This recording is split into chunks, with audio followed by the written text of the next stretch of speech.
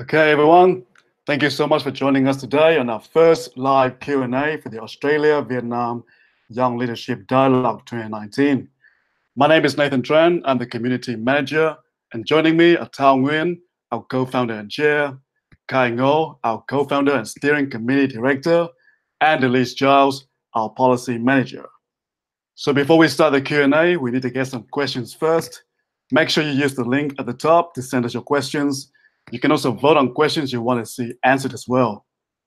You can ask us anything about the dialogue, the applications, selection criteria, and more. So we'll give you a bit of time to do that. For now, we'll see what the team has to share about the upcoming dialogue. So Tao, can you please tell us a bit of background behind the dialogue and why we're doing it? Absolutely. Hello, everybody out there. Kai and I are in Sydney at the moment, and Nathan and Elise are in, well, Nathan's in Sydney as well, and Elise is in Hanoi. So great that you can all join us.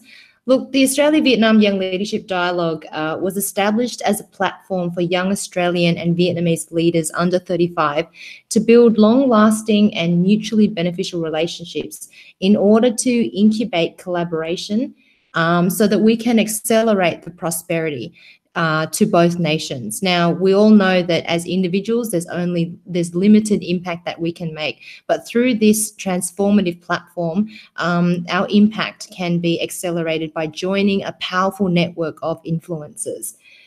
We've chosen people that are filled with vision, passion, and a deep belief in that what they do can make a difference. And the Australian ambassador to Vietnam has called this the premier platform for people-to-people links between Australia and Vietnam. And we're really proud of what we've been able to create.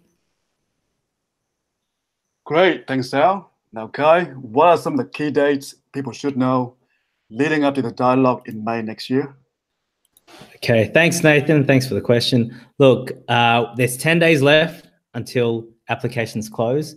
So we encourage everyone that's listening and those who are interested in joining to get applications ready and submit them as soon as you can. Over the months of December and January, we will be going through the applications. Towards the end of December, hopefully before Christmas, we will be able to shortlist and we will let the applicants who are in the top 50 know that they will be eligible for an interview in January, which will be hosted in mid-January. Now, the interviews will be hosted in several cities, Melbourne, Sydney, Hanoi, and Ho Chi Minh City. If you are unable to interview in person, we will make arrangements to do it via Zoom, which is an online video conference platform. So don't worry if you are abroad or somewhere else, we will still be able to interview you. Now, it'll take us a few weeks to go through the notes because this is a pretty delicate process, but it is very thorough. The people on the interview panels are experienced. That will include the advisors, the alumni, sponsors and supporters, and one of the co-founders. So we'll be going through it very carefully to make sure that we pick the best possible delegates. Now, in early February is when we will notify those 20 that they have been selected. And over the course of March, we will hold 2 announcement events, one in Hanoi and one in Melbourne. And this is to let the world know who our 2019 delegates will be. So that's the program until March. And then obviously the dialogue is on from the 26th to the 30th of May, 2019. So for anyone who's applying or thinking of applying, just set aside that week in your calendars now. Yeah, and the announcement receptions in March in Hanoi, it will be hosted by the Australian ambassador to Vietnam at his official residence, and in Australia it will be in Melbourne. And also just to let you know that in October, we also had 2 receptions to launch the opening of applications. And that was hosted in Ho Chi Minh City at the residence of the Australian Consul General. And in Australia, we were very, very privileged to have the reception hosted at the official residence of the Australian Governor-General, which is where Prince Harry and Meghan Markle stayed when they came to Australia, and we were also very lucky to meet them as well. Awesome. Thanks, Tao and Kai. Now, Elise, can you tell us a bit about the dialogue's themes? Yeah, for sure. Thanks, Nathan. So this program, we're still in draft phases, but I'd like to share with you the themes. The program is essentially designed to stretch and challenge you as delegates, but the overarching theme of the dialogue is what is beyond 2019. So we're looking at creating a sustainable future together. And the dialogue's theme centers around the United Nations Sustainable Development Goals. So the first theme is looking at multidimensional leadership. So this is within the framework of leadership within the 21st century. So we're looking at how leaders can tackle global challenges and opportunities. And you as a delegate will have the opportunity to work in teams with delegates from Australia and Vietnam to resolve an emerging issue right at the heart of the United Nations SDG agenda. So following the first theme, we'll then move on to day 2, which is looking at harnessing opportunities. And what does that mean? So when we talk about harnessing opportunities, we're looking at some of the resulting shifts and disruptions of the 4th Industrial Revolution. And that means that we live in a time of great promise and also great peril. So delegates will have the opportunity to explore the impacts of this revolution on Vietnam and Australia, and more broadly within the Indo-Pacific, and how we can be attuned to some of the changes. But also we want to look at the importance of embracing and also unleashing your entrepreneurial thinking, and that's all under harnessing opportunities. And then we move across to the third theme, and that's looking at the kind of broader dialogue theme, which is sustaining our future. And really, delegates will engage in different dimensions of sustainability, but also discuss its relevance in terms of strengthening the Australia-Vietnam relationship, and also, again, contributing to the SDG agenda. And then lastly, we have the fourth theme, which is building momentum. And that also signals the final day of the 2019 dialogue. So this theme will look at the unique landscapes of both Australia and Vietnam, and how we too can create a sustainable future. But the final sessions are also expected to help delegates consolidate their thoughts and their experiences, but also develop actions to materialise their vision for sustainable growth and realise their contribution to the Australia-Vietnam relationship. That's a bit of a snapshot of what you'll expect to be part of for the dialogue. Great, thanks, Elise. Now I see that we have quite a few questions ready to be answered, so we go through them one by one. For the first one, we will pick this one. So what are some success stories from previous AVYLDs? Well, I think Tao here, everybody. Thanks for that great question, Simon.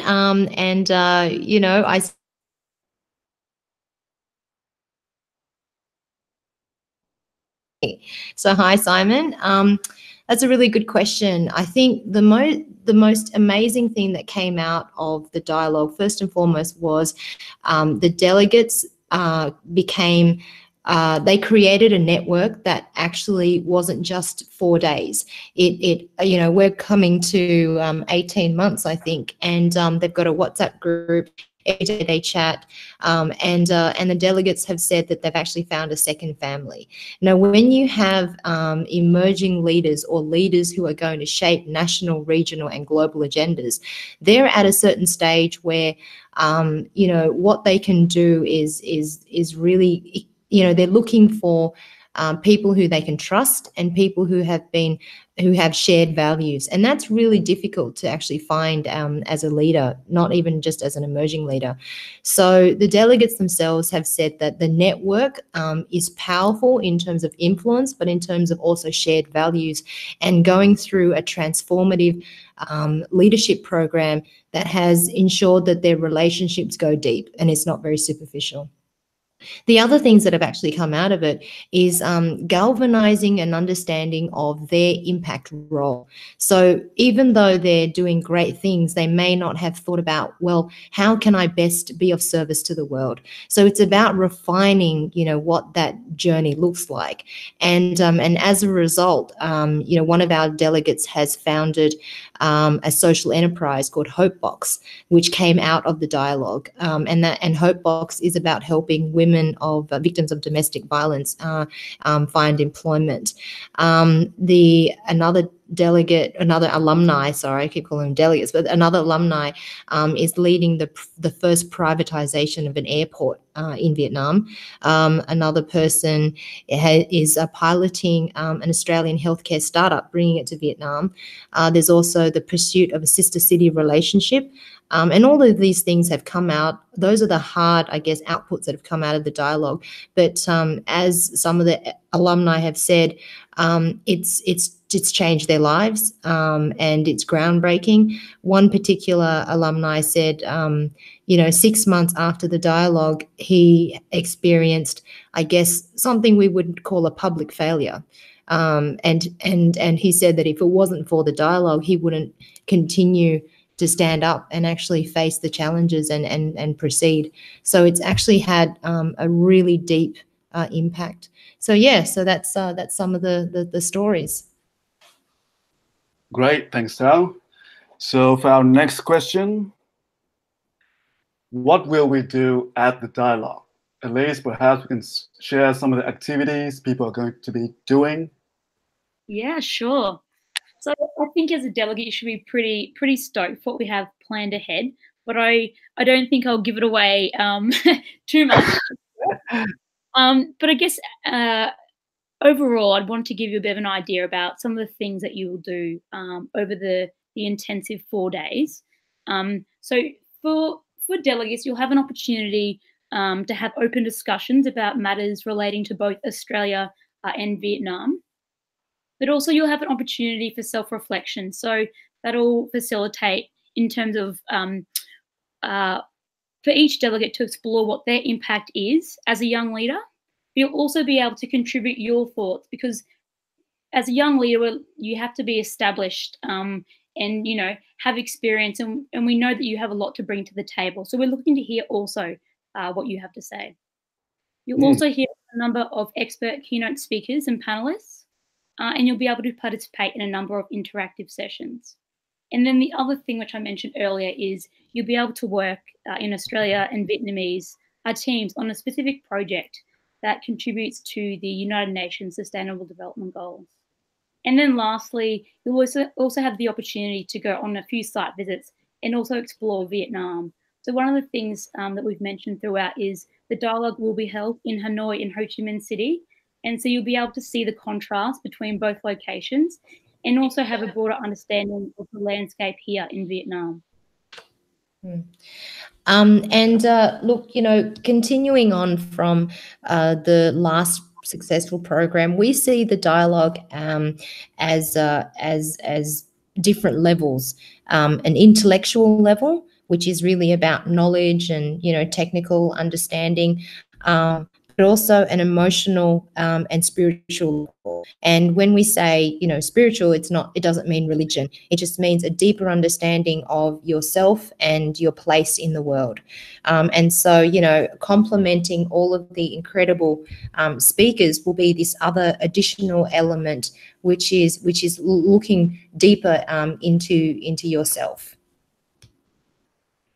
Great, thanks, Tao. Thanks, Elise. So the next question will be from Alice. The question is, can you describe a bit particular the criteria for candidates, any specific achievements applicants should possess as a must? Okay. The delegates have to be between 25 and 35 years of age. They have to have a demonstrated interest in the other country. So if you're going to represent Australia, you have to have a demonstrated interest in Vietnam. And that doesn't mean that you've traveled to Vietnam or lived in Vietnam. You just need to have an interest that you can prove. right? So so it's not just, okay, I like Vietnam, but it means that you've been able to demonstrate through some of the work that you're doing that you have this interest, and it could be an aspirational interest. And you don't have to be Vietnamese or Australian. So if you are Vietnamese, if you're representing Vietnam, and you want to be part of this, as long as you have citizenship, permanent residency in Vietnam, or a temporary residence card in Vietnam, then that is fine. And then vice versa as well. You do need to be fluent in English in order to participate and to be able to obtain a visa to travel between the dates of 26th of May to 30th of May. And maybe Kai can talk about some of the, I guess the question is, are there any specific achievements applicants should possess as a must? Look, I have to say what we've discovered with our inaugural delegate is everyone is unique. Everyone has different achievements. Obviously, we encourage you to share those in the applications, because if you don't, it's very hard for us to uncover it. So please do share it. There's nothing specific that we'll say everyone has to do. So it's not like we require everyone to be black belt in martial arts. that is certainly not the case. We just, we want to find the best possible leaders, young emerging leaders from this cohort. Obviously, we only have 20 spots, so it is difficult to sort of pick the final ones. But we're looking for diversity too. So we're looking for people who represent different industries, different interests. We aren't going to select the exact same 20 people. And we don't want just people from business, for example. We're really looking for a cross section, and leadership, really is about vision. And if you have vision and you've demonstrated that vision via, a commitment that you can share, that to us is leadership. And it doesn't mean that, you're the founder of some international organization. It's not about scale for us. It's really about, conviction, and demonstration of that conviction. Thanks, Alice. Awesome. For the next question, there's so many now. I'm not sure which one to pick. Okay, how about this? So from Rohan, in your opinion, what was some of the interesting people that have been to previous dialogues? What do they do, and what make them memorable? Look, we had every single one of the delegates that we chose last time were honestly different. They ranged from a storyteller, so Koi is a filmmaker, a blogger, a storyteller, a writer, to the CEO of a listed healthcare company, to the co-founder of the Vietnam Professional Basketball Association, to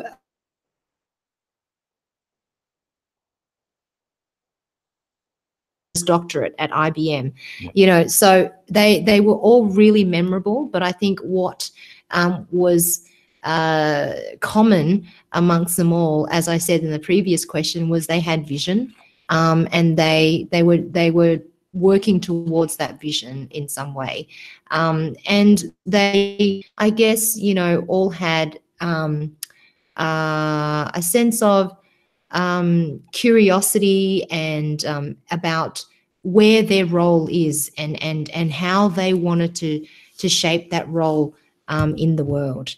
What else were they? Well, I mean, I'm just hoping that when I'm reading this question, Rohan is asking purely about the delegates, right? Not the speakers or other people who were involved. If we're speaking just to the delegates, I mean, everyone was interesting. I think it was one of those occasions where when you've got a whole bunch of people who've got high potential, who've already got a track record of success in varying degrees and to their definition in a room, but everyone wants to get to know the other people. That automatically makes it interesting. And when you're, I guess, when you're open to meeting new people, you ask more questions, and obviously you uncover more interesting facts about people. You know, some of them, we discovered that they had hidden talents.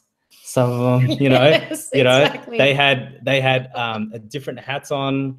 Some were parents, you know, young children, yet they're still pursuing their dream, and they're not leaving anything on the table. That's right. I think that was quite impressive. Others had better dance skills than we had anticipated. So we, you know, on day one of the dialogue, we ran a dance workshop. And a breakdancing workshop. Sorry, not just a dance workshop, a breakdancing workshop. Yeah, and it was good to see the other side, you know. And I think putting people in these different activities really allowed us to view them in a different light. It really tested them as a leader around their openness, around their curiosity. And we shared stories, and we got to see their level of compassion as well. I think that's a value that is definitely important for our dialogue. Absolutely, Kai. I think you hit the nail on the head. It was about putting them in different situations to see them in a multidimensional way as a leader, as a human first, and to see their compassion, their empathy, their courage, and everyone was very memorable. And in one particular, when Kai said hidden talents, I remember Isabella, because she was a mixed martial artist. She put herself through a 6-month, I think, boot camp or something to test herself in MMA. So that was really interesting, and that, you know, that just showed that, you know, she was very open to new experiences. I think that was a common thread actually with the delegates, was that they were always willing to try new things. You know, and put themselves outside of the comfort zone. Awesome. Thank you, Tao and Kai. The last 18 months. So, yes. Thank you. So for the next question, if we have already submitted an application, would it be possible to alter the application? So I'll take this one. So if you have already submitted, it would be okay for you to alter now before the deadline. So please send us another application with the exact same name and with the exact same personal details, just different answers, and then we'll merge them.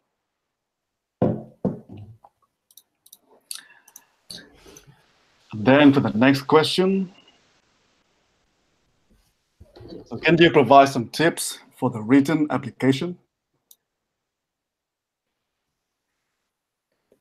Okay, I'll take that question. It's Kai here. So obviously take your time to prepare your responses. We do want responses that are well thought out. The questions that we've asked haven't been yes or no type questions.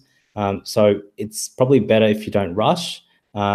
Be authentic in terms of the responses. So if you have achieved certain things, obviously share it. I think it's not helpful if you don't share it, achievements, because we are looking for those, but we also read between the lines around how you express that particular achievement.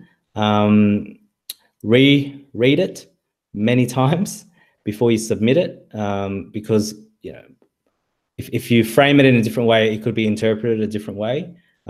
If you're not sure, get your family to read over your application, get a mentor to have a look over the application if you're interested, or just read it out to yourself and see how it sounds.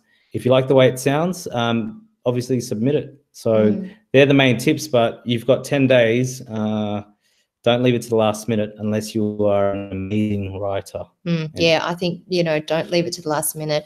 My tip again, to underscore Kai's, is to just speak to what, you know, speak the truth, I guess, you know, speak to you being yourself, and being authentic, because we will go through thousands, and I guess, you know, after, even for the first round, because there were so many, I think we get a sense of the authenticity you know. So yeah, so our advice is just to be authentic, be yourself, and speak to what you've done and what your vision is.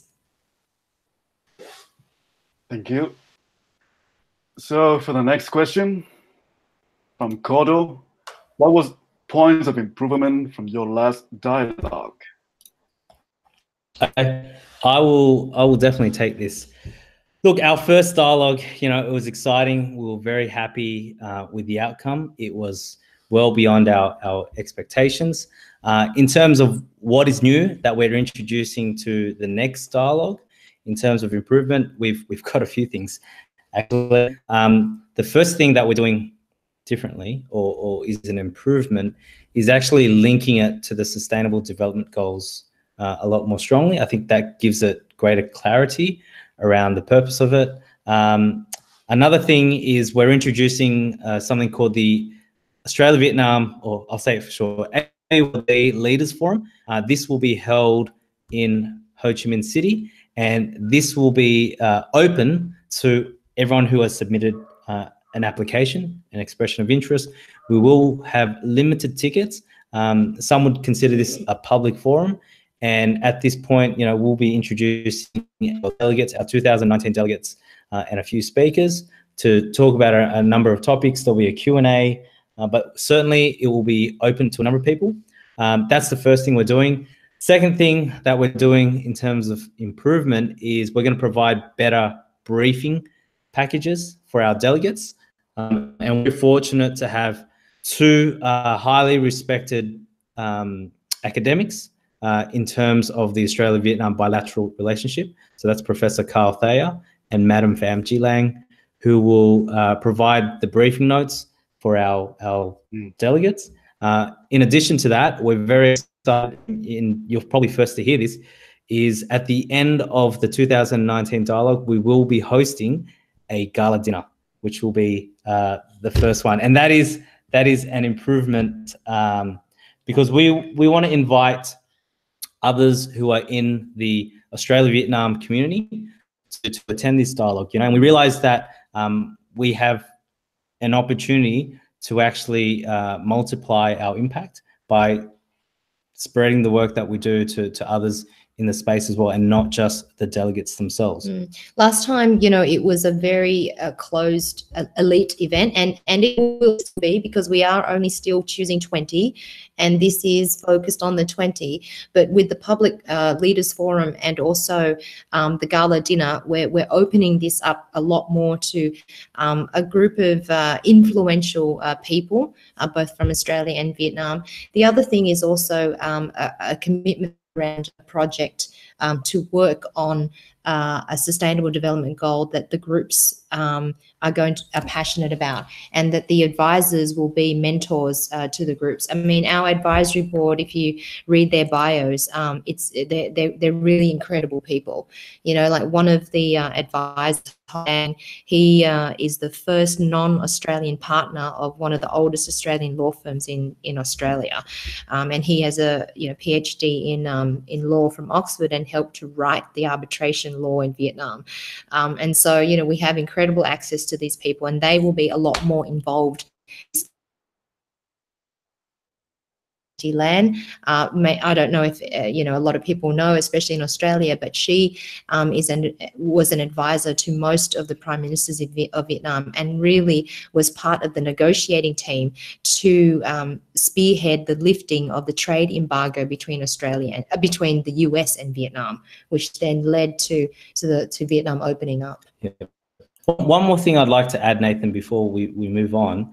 And this is a great question, because we did have a lot of time to reflect on this, and we wanted to ensure that the 2019 was an improvement. The dialogue in 2017 was great, but we received a lot of feedback from the alumni. We also got feedback from the steering committee around what worked, what could be improved, and so we've tinkered with that.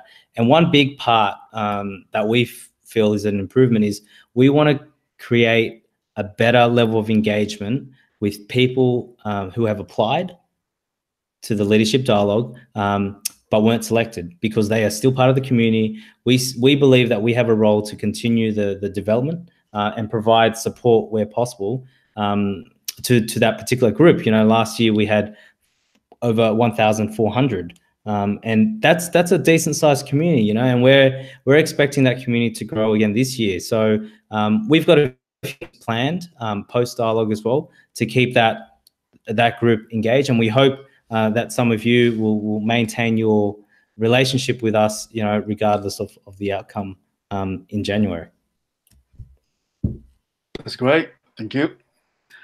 For the next question from Therese, what areas of policy between countries does the AVYLD feel is important to prioritize for progress for both countries? Okay, great question, Therese. If you look at the challenges that are actually facing both countries, and Vietnam is a middle-income country, but Australia is a developing country, there are actually some very clear synergies, and these are the things that we're going to be focusing on. So this includes energy. In Australia, people have said that we've got an energy crisis, and in Vietnam, because of rapid urbanization and industrialization, is now a net importer of energy since 2015, and are actually moving towards having a green energy mix for the country, and have licensed 100 solar projects already. So energy is one of the things. The other thing is about the impact of technology. We're talking about Industry 4.0. As Elise mentioned as part of the program, this is going to have massive ramifications for both countries. The other thing is also governance. You know, I think a lot of people say, okay, you know, these developing countries, they have issues with governance, but we can just look to the Royal Commission on Banking and to see the lack of governance in Australia. So governance is also a main theme. And climate change. Vietnam is one of the countries that are going to be most affected by climate change, especially the Mekong Delta. So these areas are clearly of challenge for both countries, which deserve the prioritization of policy dialogue.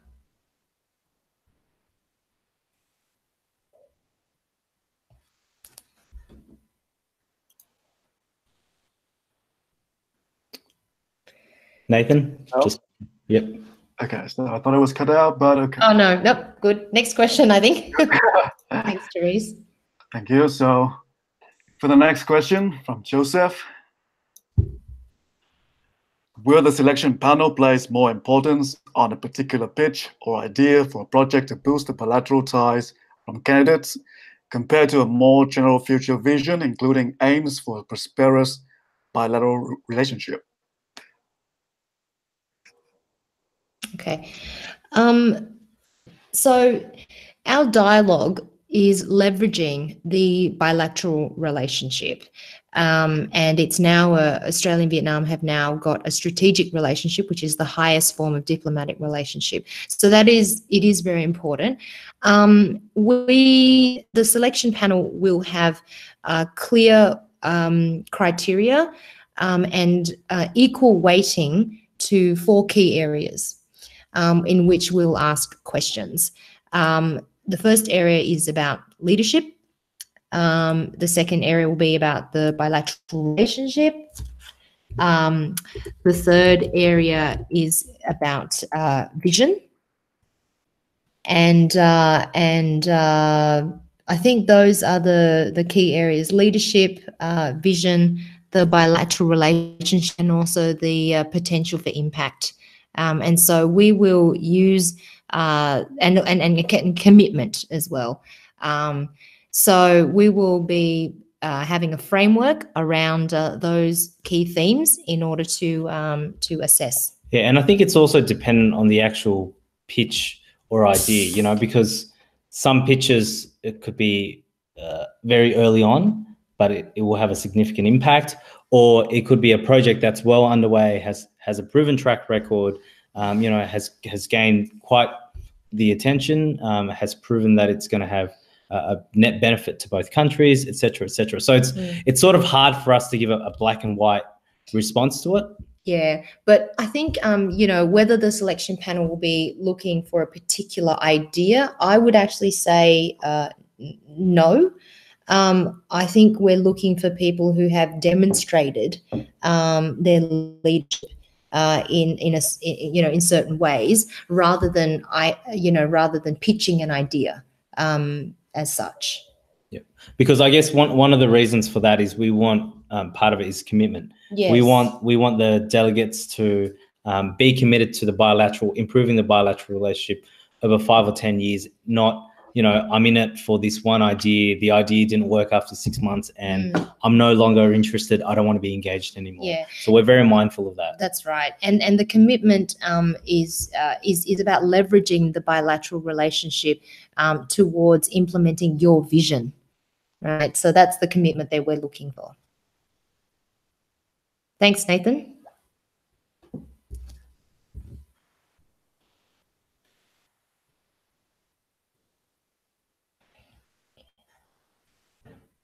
Okay. Nathan, I think you're on mute, but I'll take this. So if you're successful as a delegate, what is the time commitment? That's an interesting question, because I think post-dialogue, as we said, we are doing something a little bit different. We're going to roll out some projects that the delegates who become alumni will be part of, and projects that they will deliver. But that commitment is up to it's up to the group. Yeah. It depends on the scale and the depth of their particular project. But in terms of commitments, I guess we invite delegates or alumni to particular events. We may host alumni type events, or we might host additional Q&As similar to this. There could be times that we do interviews or blogs, but it's nothing like 10 hours a week or 20 hours a week. It's ad hoc. Whilst we would like all of the alumni to participate, of course, everyone's got different time commitments. So not everyone has been able to attend the different events. So some events include, meeting the Governor General of Australia when he came to Vietnam. The Australian ambassador asked us to have a private roundtable with him, just with the delegates and himself. Also, the Speaker of the House and the President of the Vietnam National Assembly, the foreign ministers. So not everyone were able to attend those things, but most of the people did. And we also have invitations to partner events. That's right. Whether it's launch of a new policy, Asia-related networking type event, either hosted by Asia Society or Asia Link, or one of our corporate partners. So it's, I can't say that it's a definitive 10 hours a week. It is ad hoc and it is flexible, up to the delegate. So it's not onerous. That's one thing that we can say. Yeah. But if your project takes off, then of course it'll be a different story. Yes. I just want to say, thank you everyone so far for your questions. It's great, and we're really happy that we can do this. This is actually our first Q&A that we've ever done. Exciting. Yeah, so we hope we can do more. And at the same time, I will remind you, we've got another 5 to 10 minutes left. So if you still have questions, now is the time to pop it open. Yep, and just to remind everyone, so we're going to post the recording afterwards on the Facebook event page. So make sure you stay following that if you want to watch it later. And if there are more questions, we'll also answer them afterwards as well. So there are quite a few questions about whether should I apply or not. So we'll group them together. So for the first one, I'm Vietnamese living in the UK. I have no tie with Australia and do not understand much about the landscape in Australia. However, I am passionate about the change for young people in Vietnam facing the challenges in the 21st century. Should I apply? And another one, I'm a lecturer in Vietnamese university. Can I apply for AVYLD? So what do we have to say for people who are not sure whether they want to apply or not? We should, if they want to be.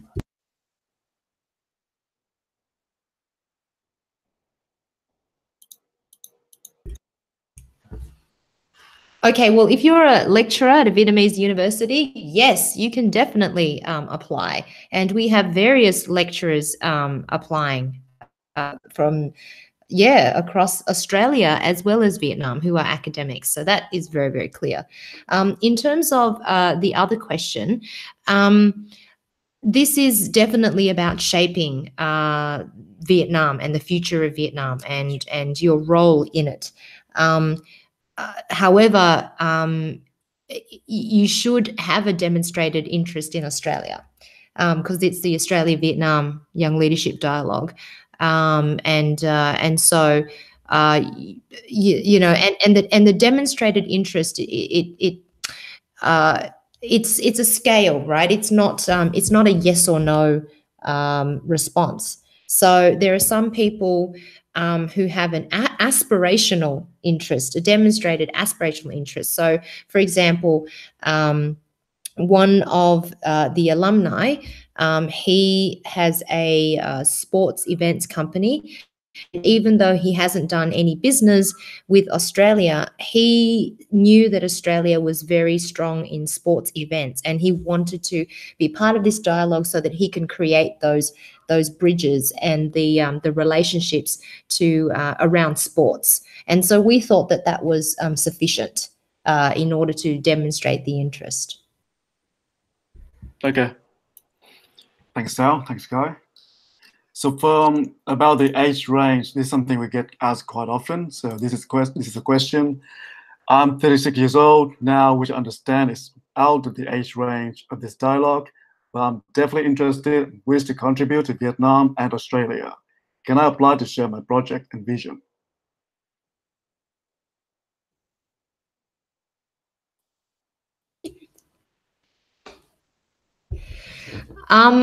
You know, we do have a cutoff range. It's just, you know, it's just very hard to manage if it's such a broad range from, say, people who are 18 to 50. So we had to have some sort of range.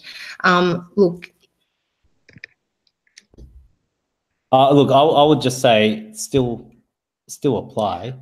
You know, if you've already started it, it doesn't hurt to have a look. I know we have put an age range, and you know that is the core demographic. But if you're 6 months older than 35, that's right. I mean, because you know, 36. But like, are you know, by the time that this happens in May next year, are you still within, you know, the 12 months? Look, we just say, look, we did do a +1, you know, -1, +1, -1 bracket.